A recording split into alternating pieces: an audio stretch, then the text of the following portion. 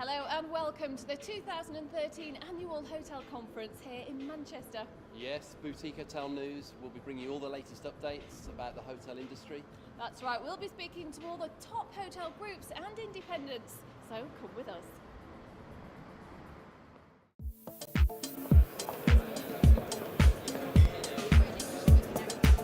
Ladies and gentlemen, welcome to the 10th Annual Hotels Conference held here in Manchester. The theme, Seize the Day.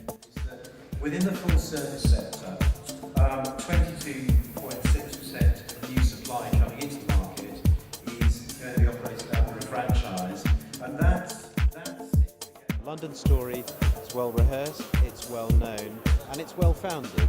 But the provincial markets are very different, and we needed to bring together people to talk about the differentiation in those markets, the opportunities in those markets. Rather than generalise about provinces, I think over the last few years it's tended to be seen as not a great performing market, as lacking excitement. Actually, there are some exciting markets in the provinces, there are some which are not doing so well, but look at what the performances are.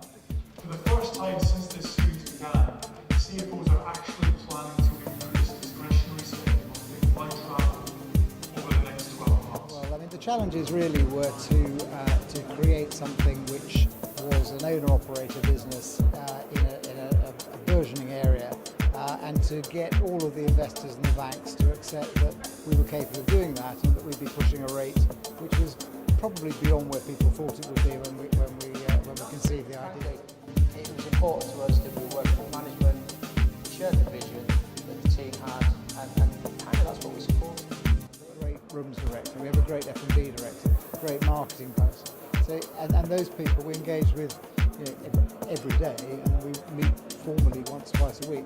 And it's constantly micromanaging the brand and micromanaging the offer to make sure that customers are getting a fantastic experience. It's social media from a boutique hotelier's perspective. Could you share 5 tips? Yeah, absolutely, Piers. Firstly, get your website right. It's absolutely critical. If you're going to be doing social, most of the social is going to drive you back to the website. If the website's rubbish, and if you're a boutique hotel, that is your shop window, so the website has got to be really, really hot. Secondly, I would say, with social, you've got to have a proper delineated strategy for social. What are you going to use it for? Why are you using social media? What are the objectives? What are the specific objectives you think you're going to meet through social? It's not just a case of, oh, we've got to have Pinterest and Tumblr and Quora and Facebook and Twitter and LinkedIn just because everyone else is. Because what you'll find is that you're wasting your time and you don't know why you're doing it. So it's critical that if you're going to do it, you have proper objectives in place. There's still opportunities out there to manage hotels, but there's a great investment arena out there and developers that are very good operators as well, and the opportunities are franchising. So we just have to look at each one of these and make a decision on how we want to get in there. Hey, in a search of boutique hotels, how do you still make them individual? Well, the idea of Hotel Indigo is that you get the best of both worlds. So you've got the underlying power of quality, consistency in terms of the experience, not the product. The product is very much designed to be of a level, but every hotel will be different. And the key DNA is to be part of the local neighbourhood, to be part of the community. So whenever a guest goes, they feel something and they belong to that local community. They learn something about the community. They can see and take pride in the fact that the hotel is an active member of that community. Now, the OTAs have done a very nice job in the way that they provide for a booking experience. We've sort of been focused on the stay experience. We've just got to go back and revisit the booking experience on our direct channels.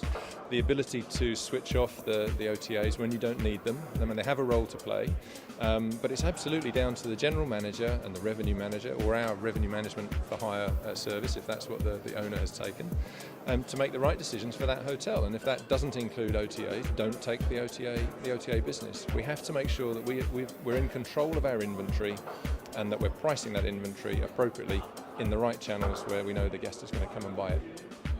I suppose more common form of everyday existence and everyday life, that more of us travel more than ever before, and I think that that's not going to change. We will continue to travel more. Our children travel more than us, their children will travel more than them, and I think that that can be expected. I think we'll see brands growing in other parts of the world. I think that's entirely reasonable to expect. We see a very bright future.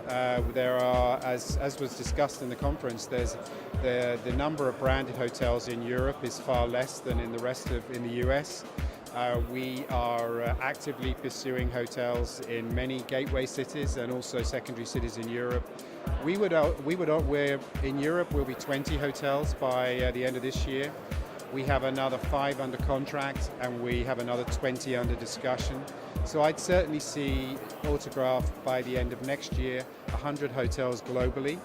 And in Europe, I would say we would be 50 hotels within the next 2 years. It's really all about our future success. It's all about thinking mobile.